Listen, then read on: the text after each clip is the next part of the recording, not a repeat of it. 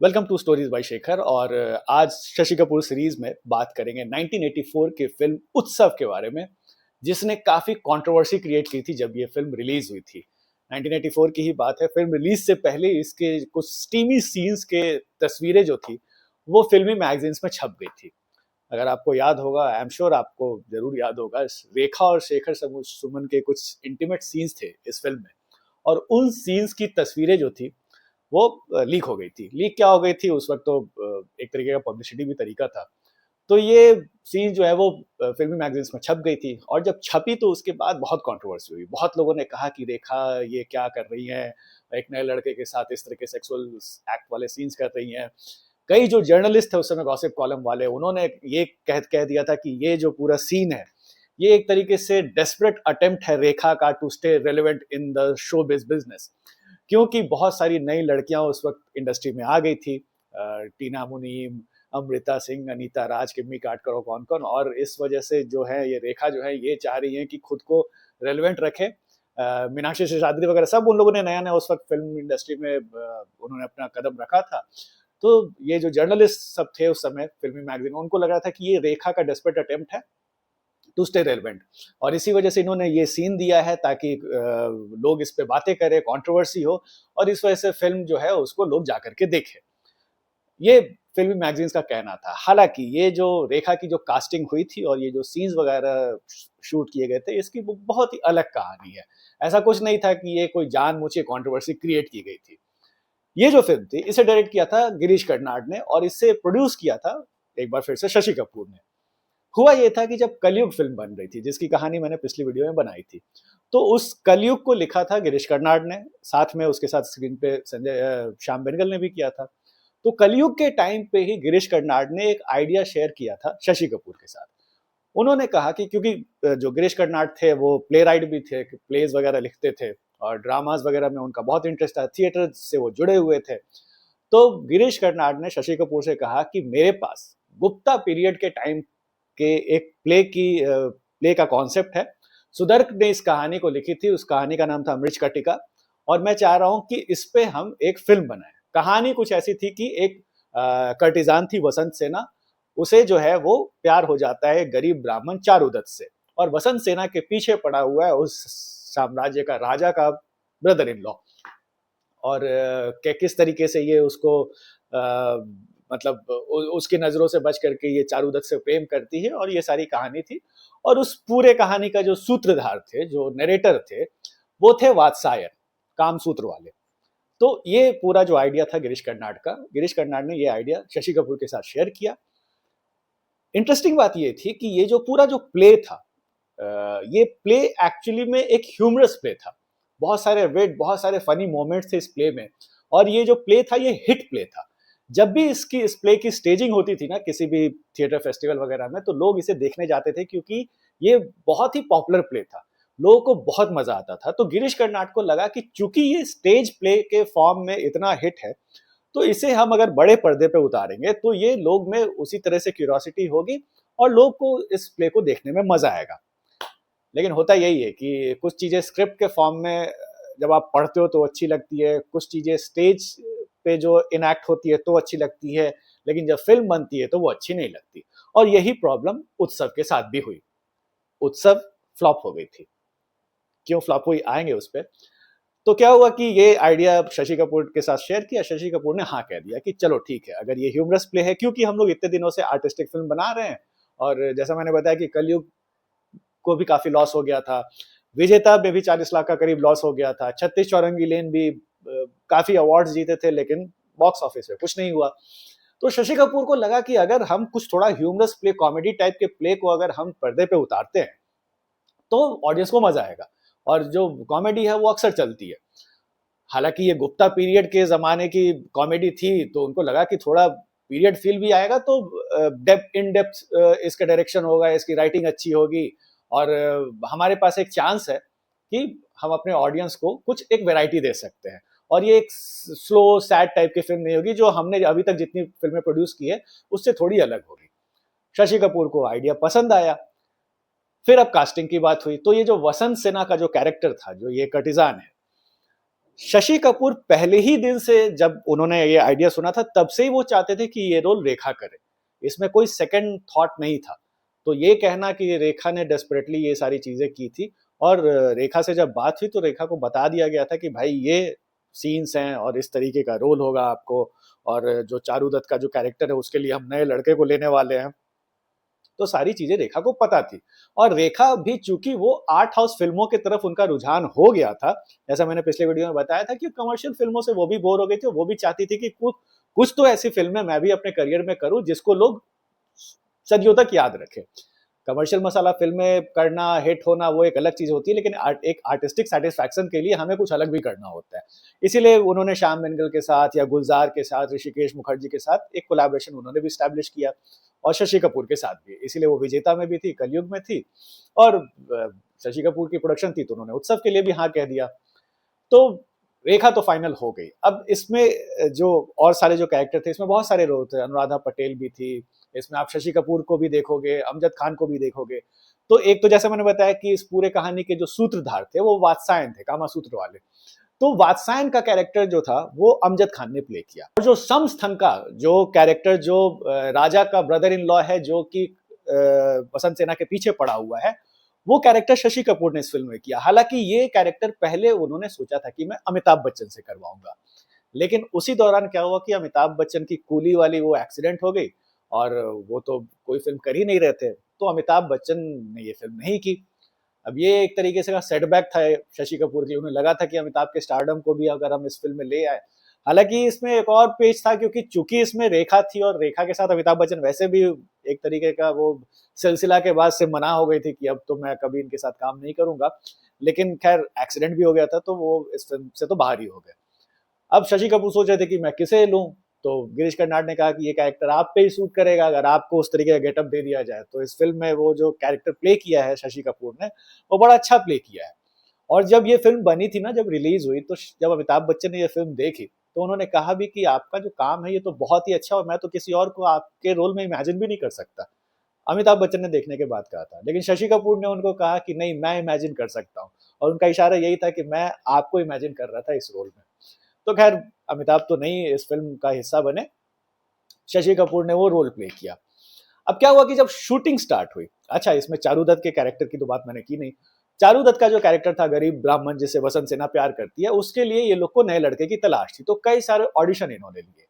उसी में शेखर सुमन, आज के डेट में जो शेखर टुनाइट और मूवर्शन शेखर जैसे इतने टीवी वाले हिट शो जो उन्होंने किए थे, वो भी अपने फिल्मों में हाथ आजमा रहे थे। वो भी बिहार से आए थे और उन्हें लगा था कि मैं भी एक्टिंग करूंगा, तो उन्होंने भी ऑडिशन दिया, और शेखर सुमन का ऑडिशन शशि कपूर को बहुत पसंद आया। तो शशि कपूर ने एक दिन शेखर सुमन को अपने ऑफिस बुलाया, और वहां पे उनकी मुलाकात कराई रेखा से, गिरीश कर्नाड से और सबसे। और रेखा ने बड़े प्यार से, और बहुत ऐसा नहीं कि वो स्टार है और ये नए लड़के को ऐसे ही बस मिल लिया, बहुत अच्छे से कायदे से उनके साथ मिली, और थोड़े अपने सीन्स भी डिस्कस किए। उसके बाद जब शूटिंग स्टार्ट हुई, तो शूटिंग से पहले ही क्या हुआ कि इस फिल्म का जो बजट जो था वो करीब 1 करोड़ 20 लाख का बजट था इनका। इन्होंने सोचा था कि क्योंकि ये गुप्ता पीरियड की फिल्म थी, तो उस तरीके का सेट क्रिएट करना, उस तरह के कॉस्ट्यूम्स लाना, ये सारे बड़े चैलेंजिंग काम थे, और इसमें काफी पैसे खर्च होने वाले थे। तो 1 करोड़ 20 लाख का इसका बजट था। इसका जो पूरा सेट जो था वो मैंगलोर के पास एक जगह था, कुंदापुरा, वहां पे इसका पूरा सेट लगा। और शूटिंग से पहले, बट प्रॉब्लम क्या हो गई ना कि सेट वेट लग गया, सब कुछ हो गया, वहां पे एक साइक्लोन आ गया। साइक्लोन आ गया तो इनका पूरा सेट जो है वो तबाह हो गया। तो अब इस पूरे सेट को इन्हें दोबारा से इरेक्ट करना पड़ा, बनाना पड़ा। इसमें क्या हुआ कि बजट जो है वो और आगे बढ़ गया। अब इनके जो 1 करोड़ 20 लाख का जो बजट था, वो करीब 2 करोड़ का हो गया। इसकी एक और वजह थी कि जब ये शूटिंग स्टार्ट ही हुई थी ना, और शूटिंग के ही दिनों में रेखा के घर पे, रेखा यहाँ शूट कर रही थी, और उधर मुंबई में उनके घर पे इनकम टैक्स की रेड हो गई, और उस वजह से अब रेखा इन सब चीजों में फंस गई। तो उनके डेट्स नहीं मिल रहे थे, कई बार क्या होता था, तो वो सारे चक्करों में रेखा फंस गई थी, तो फिर इसका डिले हो जाना, तो इन सब की वजह से बजट जो है वो आगे बढ़ गया। बट खैर समहाउ फिर से शूटिंग स्टार्ट हुई। जब शूटिंग स्टार्ट हुई तो जो पहले ही सीन्स जो थे रेखा के, वो स्टीमी सीन्स ही थे शेखर सुमन के साथ। और रेखा के साथ मिल तो मुलाकात तो हो गई थी शेखर सुमन की, लेकिन पहला ही शॉट जो देना था वो रेखा जैसी बड़ी एक्ट्रेस के साथ इंटीमेट होना था। तो वो जब सीन हो रहा था तो रेखा को ये लगा था कि चूंकि मैं इतनी पॉपुलर एक्ट्रेस हूँ तो कहीं ये जो नया लड़का है ये कहीं नर्वस ना हो जाए। तो उन्होंने कोशिश किया कि शेखर सुमन नर्वस ना हो, लेकिन जब सीन शूट हुआ तो शेखर सुमन में एक अलग तरीके का कॉन्फिडेंस था। वो बड़े बिना किसी झिझक के और बड़े प्यार से और बड़े कॉन्फिडेंस के साथ उन्होंने वो सीन कर लिया। तो जब कंप्लीट हुआ वो सीन तो रेखा ने गिरीश कर्नाड से पूछा कि ये नया लड़का है, मैं इतनी बड़ी स्टार हूँ और ये बिल्कुल भी नर्वस नहीं है, कायदे से तो इसे नर्वस होना चाहिए, तो इसने ऐसा क्या किया है कि ये बिल्कुल भी नर्वस नहीं साउंड कर रहा। तो गिरीश कर्नाड ने सबके सामने ही बता दिया कि ये करीब 2 घंटे से एक तकिए को रेखा समझ के उसके साथ सेक्स के पोज किए जा रहा है, प्रैक्टिस कर रहा है, तो इसी वजह से इसमें इतना कॉन्फिडेंस आ गया। अब ये तकिए वाली बात सुनते ही रेखा को भी हंसी आ गई और सेट पे जितने भी लोग थे सबको हंसी आ गई कि ये शेखर सुमन क्या ही कर रहे थे, तकिए को रेखा पकड़ के उसके साथ रिहर्सल कर रहे थे। खैर, बाकी के सीन्स फिर इस तरीके से ये फिल्म बनी। लेकिन जो बजट का जो प्रॉब्लम बताया ना मैंने, इसमें क्या हुआ कि खर्चे जो है वो बढ़ते ही जा रहे थे, बढ़ते ही जा रहे थे। शर्मिला टैगोर जो शशि कपूर की दोस्त है, उन्होंने इसके बारे में एक स्टेटमेंट दिया था इसी किताब में, जो उनकी जो शशि कपूर की जो किताब है हाउस होल्डर, उसको दिए एक इंटरव्यू में उन्होंने बताया था कि हुआ ये था ना कि शशि कपूर ने बहुत पैसे खर्च कर दिए और उनको मतलब मैंने पहले ही वीडियोस में बताया कि शशि कपूर बड़े एक्स्ट्रावेगेंट थे और जो भी उनसे कुछ भी बोलता था वो बजट वजट के मामले में थोड़े से वो समझदार नहीं थे। वो एक होता है ना स्मार्ट बिजनेसमैन की कम कॉस्ट में बेटर प्रोडक्ट निकालना, ये उन्हें आता नहीं था। तो क्या होता था कि थ्रू आउट द उन्होंने लिखा है कि throughout the making of Utsav there was a lot of money getting drained which hurt me as a friend. For instance Shashi would send those who were used to train travel by plane. तब उनके set पे जो लोग मतलब train से travel करने वाले लोग लोग भी थे, उन्हें भी फ्लाइट टिकट से सामान वामान लाने भेजना और कहीं लोकेशन पे भेजना, उस तरह की चीजें। तो ये सारे चीजों में ना वो बिल्कुल भी उन्होंने अपने पैसों पैसों का जो फ्लो है उसको कंट्रोल नहीं किया और इस वजह से इसका जो बजट जो था वो बढ़ता ही गया और फिर ये 2 करोड़ से आगे जाकर के क्रॉस हो गया। इसके बाद क्या हुआ कि जब ये फिल्म बन रही थी तो उसमें जैसा मैंने बताया ना कि ये फिल्म फ्लॉप हो गई थी और बहुत सारे हम आई एम श्योर आप लोग को भी याद होगा, 90s में ये फिल्म अक्सर आती थी सोनी पे। और फिर जैसा मैं अभी सब मुझे ट्रोल करने लगे कि आप ऐसा कैसे बोल सकते हो कि ये बोरिंग से फिल्म हो गई थी। अब ये जो प्ले जो था जिसपे ये फिल्म बनी थी ये एक ह्यूमरस प्ले था और शशि कपूर का आइडिया ये था कि ये जब फिल्म के रूप में बनेगा तो लोगों को देखने में मजा आएगा। लेकिन गिरीश कर्नाड ने जो ये डायरेक्शन किया ना, इसे इतना सीरियस बना दिया, वो पीरियड टाइम की उस गुप्ता पीरियड के टाइम की डिटेलिंग दिखाने के चक्कर में और हर चीजों को, क्योंकि ये जितने भी मैंने पहले ही बताया कि ये जितने भी स्टेज वाले लोग होते हैं ना, ये चीजों को बहुत अपनी क्रिएटिविटी ना थोप देते हैं ऑडियंस पे। होता है, ये प्रॉब्लम होती है और उस वजह से चीजें आप बोर कर देते हो। अभी पिछले वीडियो में ना कमेंट सेक्शन में कई लोग मेरे पे नाराज थे कि बोर मतलब क्या होता है, आप ऐसे कैसे बोर कर सकते हो। लेकिन मैंने पहले ही बोला कि ये सिर्फ मैं नहीं बोल रहा, इवन नसीरुद्दीन शाह जो इन तरह की फिल्मों में काम करते थे उन्होंने भी कहा था कि हमारे साथ प्रॉब्लम है कि हम लोग ऑडियंस को बोर कर देते हैं। क्योंकि क्या होता है ना कि लॉन्ग शॉट्स आप दिखाने लगते हो, लेंदी शॉट्स दिखाने लगते हो, शॉट आपका खत्म ही नहीं हो रहा है। अरे शार्प एडिटिंग होती है, फास्ट एडिटिंग होती है, तब जाकर के ऑडियंस इंगेज होती है।